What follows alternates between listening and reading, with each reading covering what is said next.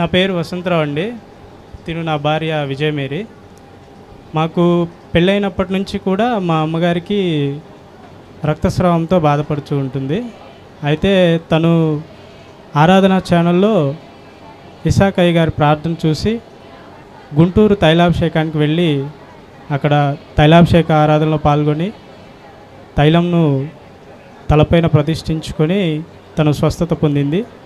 తర్వాత మాకు మ్యారేజ్ అయ్యి 1 year అవస్తుంది. అప్పటికి మాకు ఇంకా గర్భఫలం లేదని, దానికి తోడు దీనికి ఆరోగ్యము సరిగా లేదని చెప్పి మా అమ్మగారు ఇక్కడికి వెళ్ళండి, త్వరగా మీకు గర్భఫలం వస్తుంది, అయ్యగారు మంచి ప్రార్థన చేసి మీకు ఫలం ఇస్తారు అని చెప్పారు. తర్వాత నేను ఇక్కడికి వచ్చి అయ్యగారికి జరిగిన విషయం చెప్పి తన ఆరోగ్యం గురించి ఇంకా మాట్లాడినప్పుడు ఏమీ అవ్వదు, త్వరలో నేను పాపని బాబుని ఎత్తుకొని వస్తావు అని చెప్పి దీవించారు. అందుకు కానీ ఇసాకయ్య గారికి నా హృదయపూర్వక వందనాలు. ఈ చిన్ని సాక్ష్యాన్ని దేవుడు దీవించునుగాక.